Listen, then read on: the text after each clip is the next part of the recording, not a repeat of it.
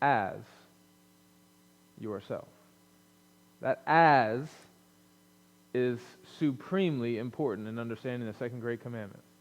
Now, Jesus, he essentially says the same thing in other places, like in Luke, treat others the way you want to be treated. That's kind of like the modern English version of do unto others as you would have them do unto you. It's communicating the same idea. But it's really, really, really important that we understand exactly what Jesus means when he says that we must love our neighbor as ourselves. The most common way that this verse or this great commandment is applied in modern times, both individually and corporately, is it's usually used to kind of get people on board with charitable deeds, acts of kindness, humanitarian efforts. It's a verse that's often weaponized, ironically, by people who tend to not be very pro-weapon. I once read an article in a popular big tent, evangelical, young, cool, hip Christian magazine that was making the Christian argument for open borders.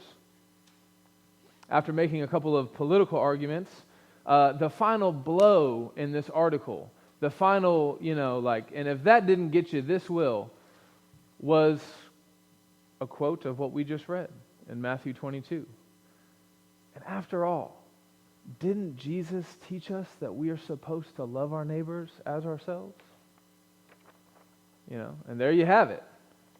Except, not really. You see, most neighbors usually erect fences or recognize property lines between themselves precisely as a means of loving one another, as a means of protecting good relationships. Normally, boundary lines are an expression of love. Now, I don't want to get off into the politics of the border, but I do want to say that what I want to point out is that this verse, which in its proper context, understood correctly theologically, it can serve us so well in thinking about how to love our neighbors. But what usually happens is that this verse is turned into what Jonah Goldberg calls a tyrannical cliche. A tyrannical cliche is a cliche that people typically use to kind of club you over the head to get you to agree with whatever position they're advocating for.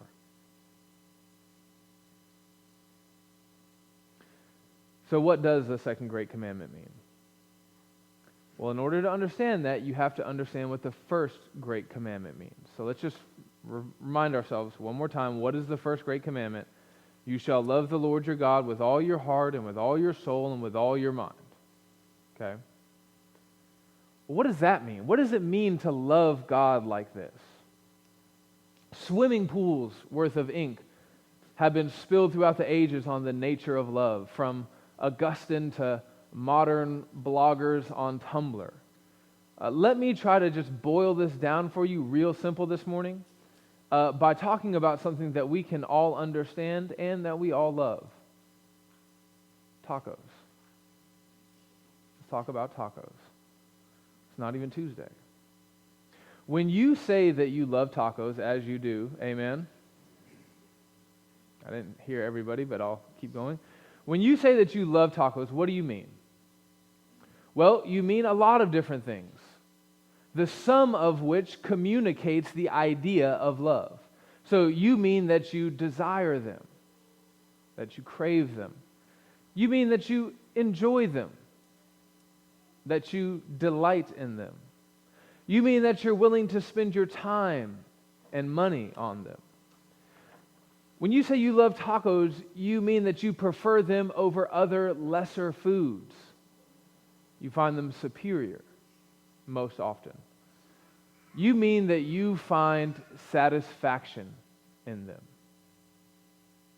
At an existential level, this is what love is like, right? It means I enjoy this thing, I value this thing, I pursue this thing, I sacrifice for this thing, I prefer this thing, and I find my satisfaction in it.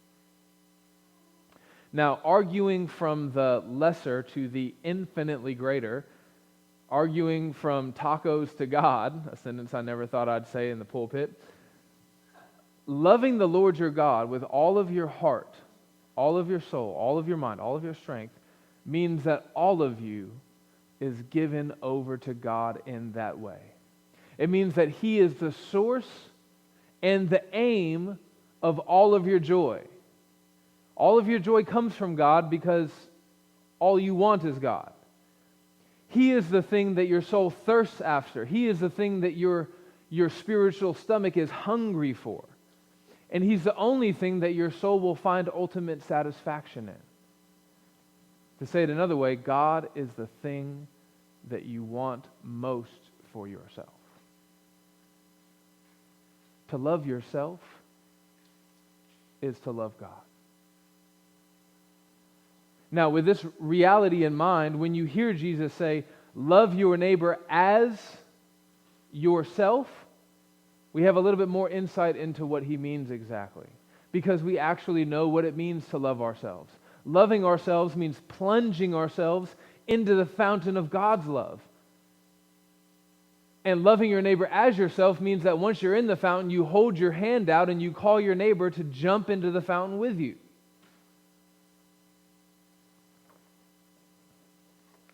That was a little bit of heavy lifting. Loving yourself is to love God. Loving your neighbor is inviting them to love God too. Let's explore this at a more practical level now, which ironically may be a little bit trickier than the theological aspect. But exploring this at a more practical level. There are literally 10 billion different ways that the idea of loving your neighbor as yourself could play out in any one of your lives on any given day, right? Just think about the vast web of relationships that you have with other human beings in your life, from the waitress at your favorite restaurant, to the checkout guy at Kroger, to the people who are going to be sleeping in the same house with you tonight, to the people that you haven't talked to in quite some time but you still connect with on Facebook. And think about the millions of different interactions that you could have with any one particular person on any particular day. There's a lot of different opportunities for shades of gray to be involved in how you love your neighbor.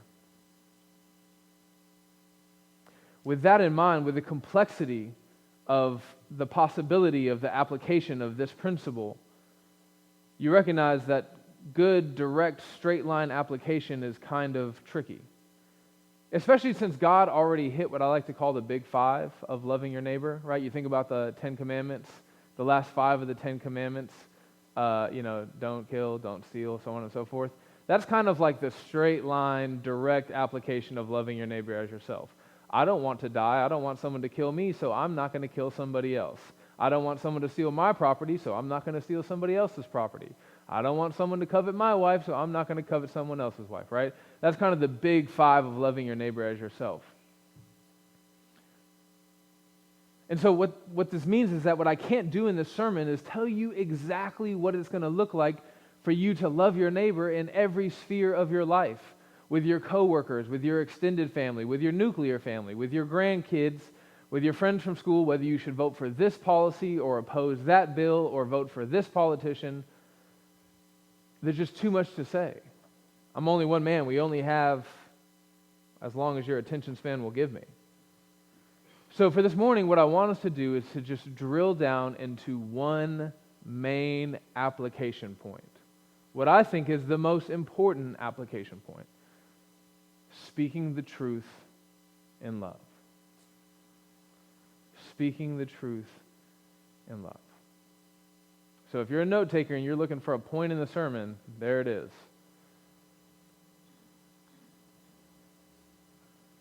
When you stop and think about it, speaking the truth in love to those outside of the church, that's really the heart of the Great Commission. The Great Commission is Jesus commissioning the people of God to go out and to love their neighbor as themselves. In the Great Commission, Jesus says, listen, you belong to me. You've already given yourself to me. You love me. Now go out and tell the nations who don't belong to me, who don't love me, who have not been loved by me in the salvific way, go in and call them into that love. And there are 1,000 different ways that we can carry out the Great Commission, but the central way, the main way, the essential way that if we don't do this, then we're not actually carrying out the Great Commission at all, is telling the truth, speaking the truth in love. Just listen to the language of the Great Commission from Matthew 28, Jesus' final marching orders for the church. He says, "Go therefore and make disciples of all nations." Well, what's a disciple? A disciple is a student, right? Now it's a holistic understanding of a student. But the way that you become a student is there's some kind of communication from a Jesus follower to a person who doesn't follow Jesus, wherein they communicate the need for them to come and follow Jesus.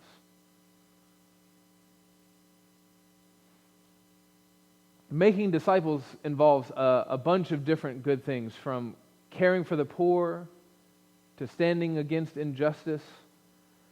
But all of those expressions of love, all of those deeds of discipleship, all of those tendrils of the Great Commission are secondary to the plain communication of the gospel of Jesus Christ that calls men and women to repent of their sins and to trust in Jesus for salvation.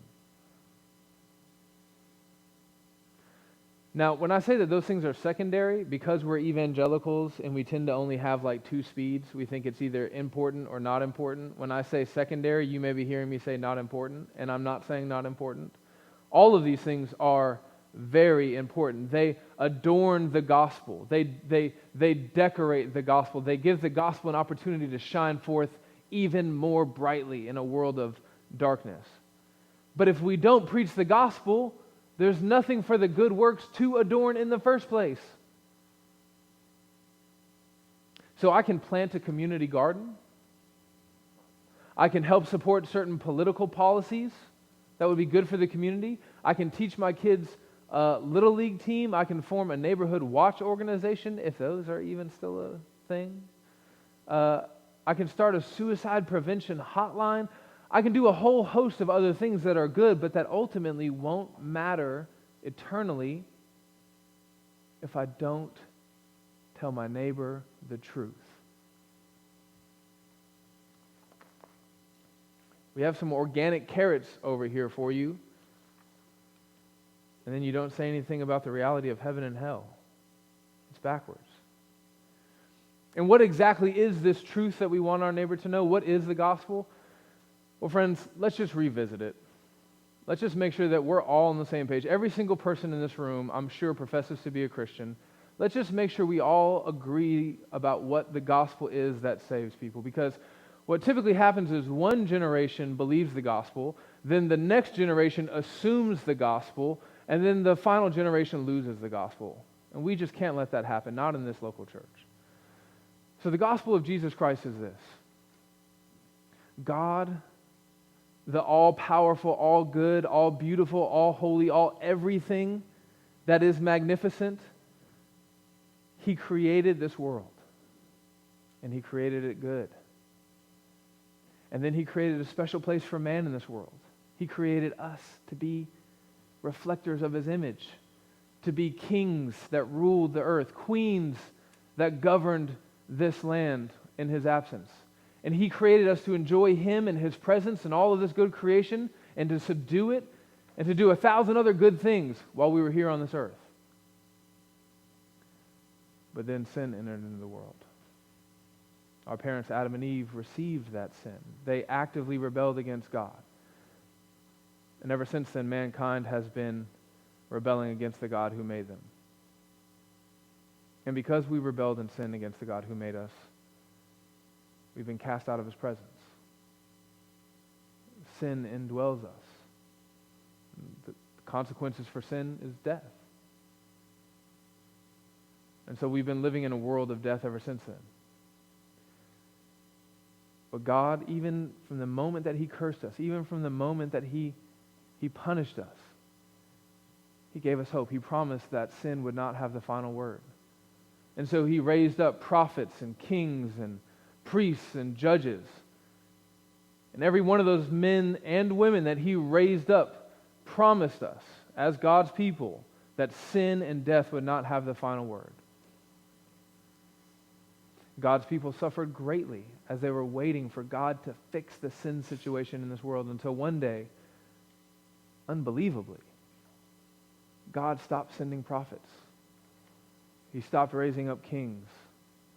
He stopped appointing judges. Instead, he came down himself. He did what no prophet or priest or king, no army, no poet, he did what no one else could do. He came down in the flesh. And he lived among us. The God who created us from dust inhabited the dust that he made us from. And he did something that we could never do. Not one single one of us. He lived a perfectly righteous life in complete obedience to the cosmic laws of justice that his Father put in play. He loved us. And we killed him. He came and he told us the truth about ourselves, about who God is, about this sin problem. He told us the truth. And we didn't want to hear it, and so we killed him. And we hung him on a cross, and we mocked him, and we despised him.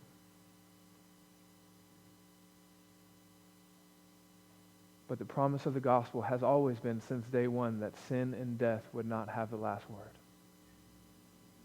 It seemed like sin and death would have the last word. 3 days is a long time to be in the grave. But on the third day, he rose again. He burst forth glorious from the grave, conquering sin and death and hell and every evil power and authority that is controlling this fallen world even now. And he said, the battle's not over yet. I've won, but the battle's not finished. I'm going to leave and I'm going to come back. And I'm going to set things right finally, once and for all. But until then, I'm going to leave my Holy Spirit with you. Now, while I'm gone, I need you to do what Adam and Eve didn't do. I need you to be my vice regents. I need you to rule well. I need you to be my ambassadors while I'm gone. I need you to live together. I need you to love one another. I need you to care for one another, forgive one another, encourage one another, stir one another up until the day that I come back to take you all home. And when I do, when I come back to get you, it'll all be worth it. All the pain, all the suffering, all the brokenness, especially that you endure as Christians, it will all be worth it. Because I am preparing a room for you in heaven that has anything that you could ever want or need or imagine. You're going to get to go and be with me forever.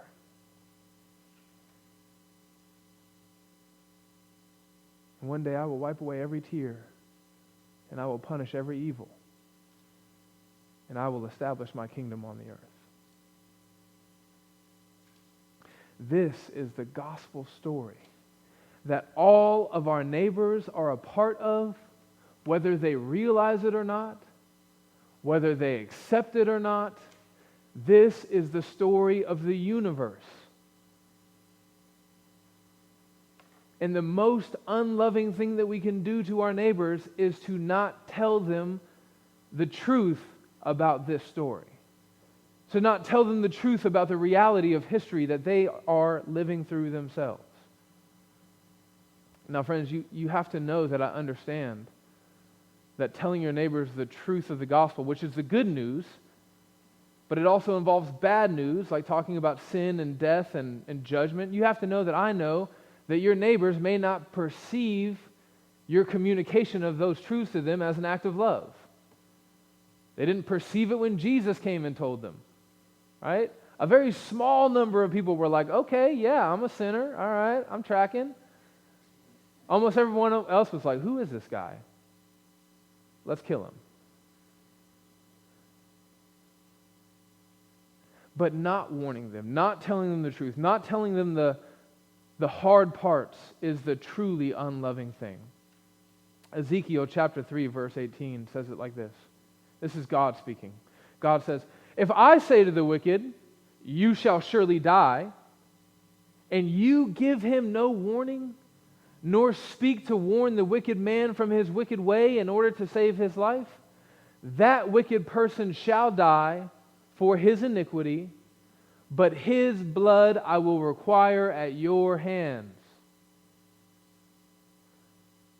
God's saying, listen, if I've said that my judgment is coming and that these people are going to die because of their sins, and you don't say anything to them about it, they're still going to die because they've still sinned, but now their blood is going to be on your hands because you were so unloving that you could not find it within yourself to tell them what they needed to hear. As Christians, our greatest concern cannot be with the world's perception of what we're doing. The world doesn't know what God's love is. The world doesn't understand what love is. The world is an active rebellion against the love of God. God says in John 3:16, "For God so loved the world that he sent his only begotten Son." Our response to that love was to hate the Son, kill the Son. The world is in rebellion against God's love. So it should not be any surprise to us then when we try to love the world by telling them the truth and they hate us. That's the reason why Paul in 2 Corinthians 16 says that we, the proclaimers of the gospel, are like the aroma of death to those who are dying. So your unsaved neighbor is not the best judge of what is and isn't loving. So we have to be concerned with actually loving our neighbors according to God's definition of love, regardless of how that's perceived or misperceived.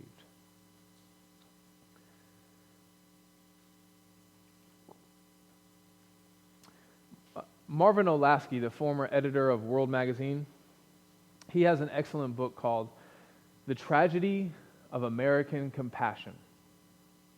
In this book, Olasky explores how the history of how we in the U.S. went from essentially a community-based approach to poverty relief to a welfare state. And one of the themes that he explores in this book is the concept of something called a work test.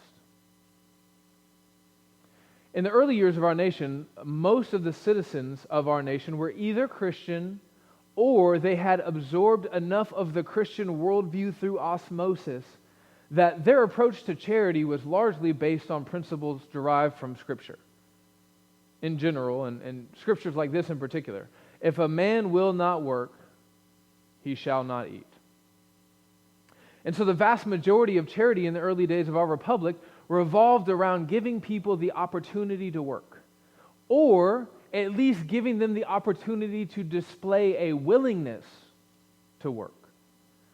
Even widows, even single mothers, even the elderly. Moreover, these early Christians, they had a view of work that was inextricably linked to the Imago Dei. They understood that to work is not something that's the result of the fall. They understood work to be something that God created us to do that predated the fall. They understood that as human beings, a big part of our identity, a big part of our dignity is bound up in our ability to work. Men, when they lose their job, when they get laid off, when they can't provide for their family the way that God has created them to do, you really see it begin to wilt them, right? Because there's an intrinsic connection there. These early Americans, they understood that to give a man charity without giving him the dignity of work was not very charitable at all.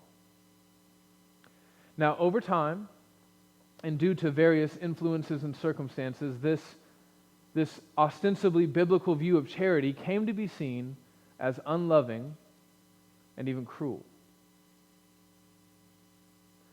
Now, in this book, Olasky highlights some of the most successful relief organizations in American history from long ago up to our own present day. Many of them Christian, but not all of them. And the one thing that almost all of them had in common was that they demanded something from the people that they were giving relief to. And they administered relief in a way that not only left human dignity intact, but also strengthened it.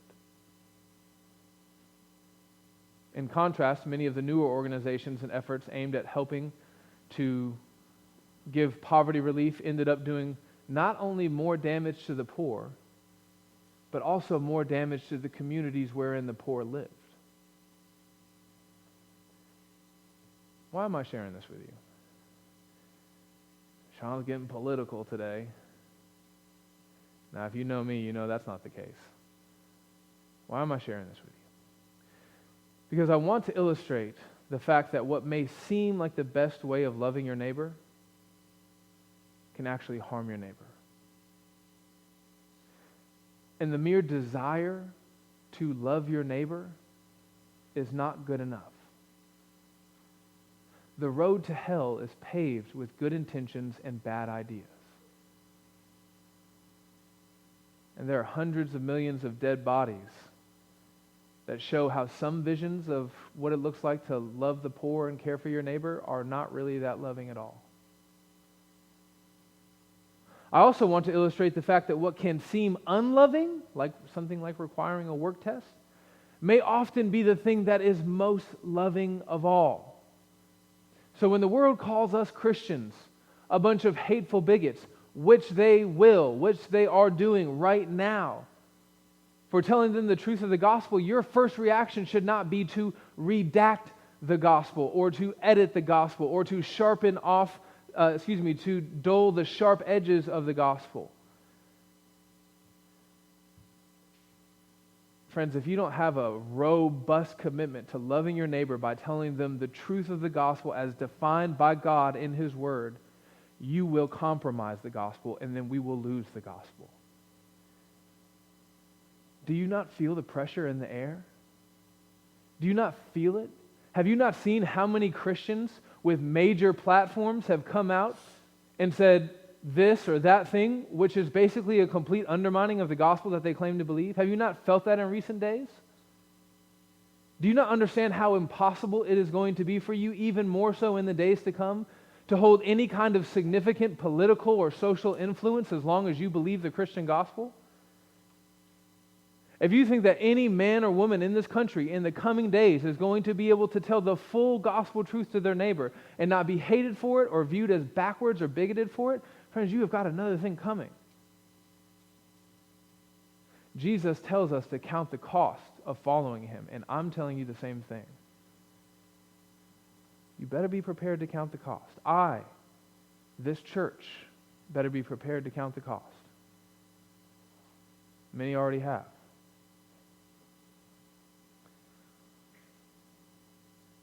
Have you ever had someone wound you in love?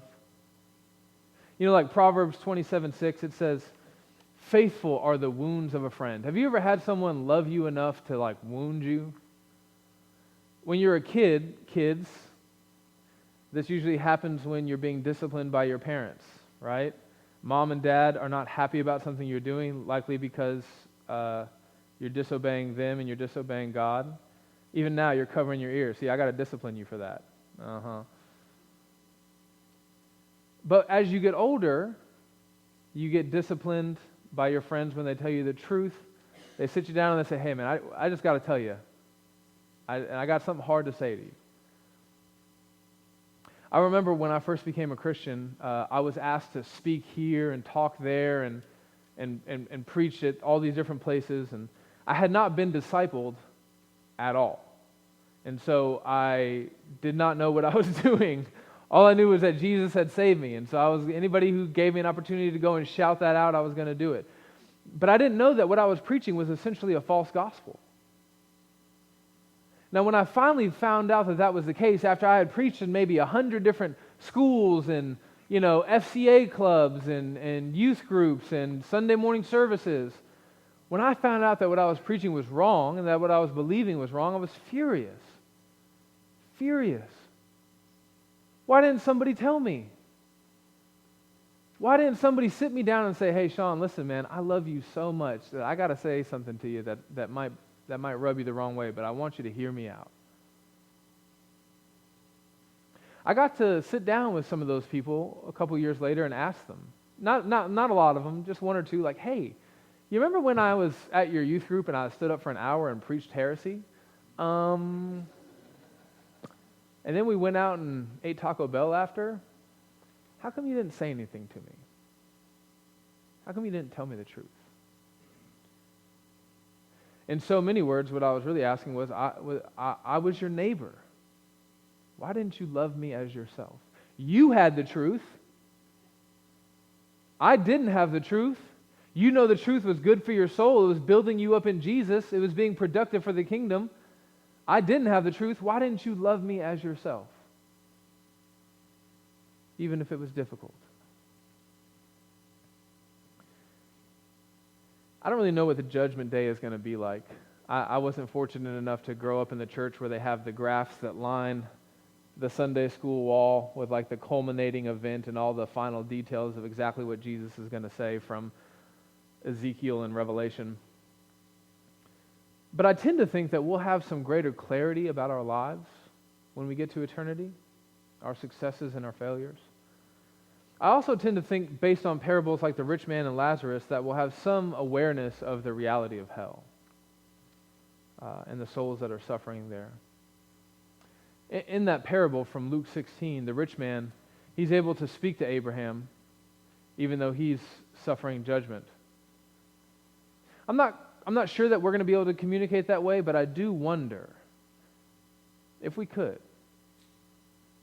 If we get to eternity, and if we can speak to those who are suffering eternal judgment, I wonder if any of them will say to us, why didn't you tell me? You knew. You knew. And you saw me. You saw me every day. You saw me once a week. You saw me every Thanksgiving. We were family. We were friends. We were co-workers. And you knew. And now here I am. And there you are. And maybe I would have listened and maybe I wouldn't have listened. But you didn't even try. You never said anything to me about Jesus. You talked to me about sports. You talked to me about politics. You talked to me about this, that, and the third, but you never said the thing that matters to me right now most. You never spoke to me about eternity. Why? Why didn't you love me enough to tell me? Charles Spurgeon once said that if sinners be damned, at least let them leap to hell over our dead bodies. And if they perish, let them perish with our arms wrapped about their knees, imploring them to stay. If hell must be filled, let it be filled in the teeth of our exertions, and let not one go unwarned and unprayed for.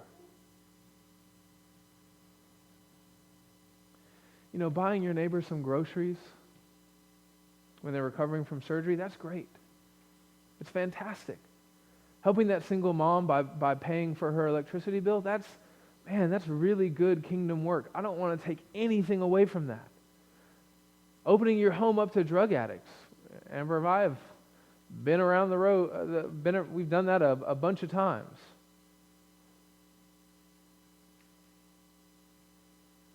And it's not an easy thing to do. And it really does make Jesus look glorious. But what I found in my Christian life is all of those things seem to be exponentially easier than just plainly telling your neighbor the gospel. Why is that? Why is it so much easier for me to write a check for someone or to do a good deed for someone? Even if it's a really difficult good deed, why is that so much easier than just sitting down and saying, hey, we need to talk?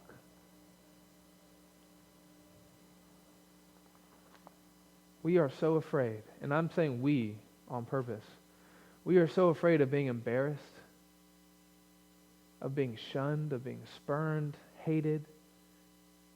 Maybe worst of all, of being unpopular or uncool, being viewed as backwards or bigoted. But friends, when you think about loving your neighbor by telling them the truth of the gospel, if you're afraid or if you're discouraged or anxious or embarrassed, just stop and think about the person who shared the gospel with you. Stop and think about the love of Christ that you have and the relationship that you have with him and what that means for your soul now and in eternity. And find a way to try to love your neighbor as yourself. Let's pray.